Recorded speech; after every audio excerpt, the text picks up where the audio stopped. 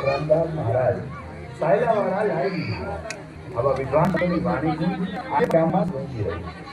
તેથી તો ગામમાં આજે નથી માટે કામ કરતી સંપત્તિ કે અબોલા પીડિત પશુ પક્ષી સેવા સમિતિ શ્રી વારાઈ કૃપા અન્ન ક્ષેત્ર ઉતરિયા ટ્રસ્ટ રામરૂપી ઉપરાંત અન્ય સેવાઓ અવિરતપણે ચાલી રહી છે।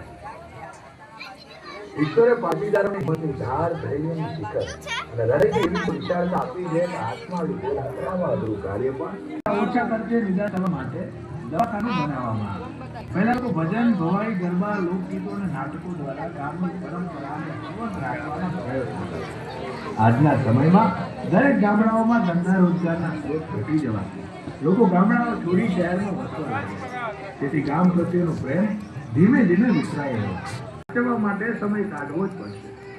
આજે સમય કાઢીશું તો કાલે ગૌરવ બચી રહેશે અને ગામ જીવશે તો જ સંસ્કૃતિ જીવશે। પ્રશ્નો ઘણા પણ વિશ્વાસ છે।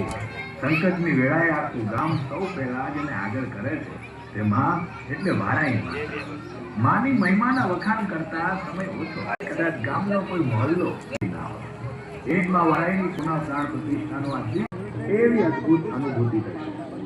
સદાયને માટે સંપ અને એકતાની દોરે પાટોદ ગામ બંધાયેલ છે। એવીમાં વારાઈ ભારતના નંદનવન ગુજરાતના મહેસાણા જિલ્લામાં ઉત્તરાયણ નદીના કિનારે વસે નાનકડું ગામ કે જેના કણ ધર્મની વિકાસ જેના રંગમાં પરિશ્રમના બીજ એવું દિવ્ય ગામની કલ્પના છે। પાટોદની આ પ્રાચીન ગાથાને જાણીએ સમજીએ અને સાચવીએ અને રાજસ્થાનના માર્ગે ગુજરાતમાં બીજા મુકામે આવી મદદ વગર બાળકો અને વૃદ્ધોને સાથે લઈ અંદાજે 2200 કિલોમીટરની આ સફર સાલમાં અહીંયા 5 તળાવની વસાહત હતી।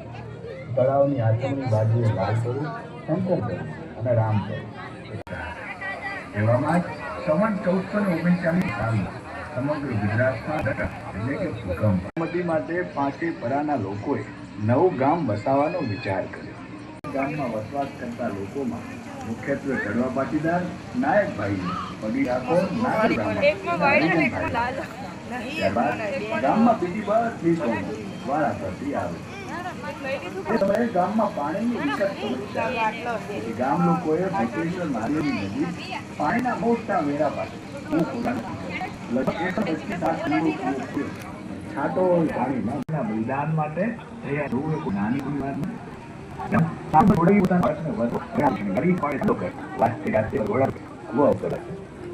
નવરાની પારણું અને જડિત દોરીથી બાળકો કુવામાં પડ્યા। જેવું ધાવણ અટક્યું હોય તો ચાલુ કરવામાં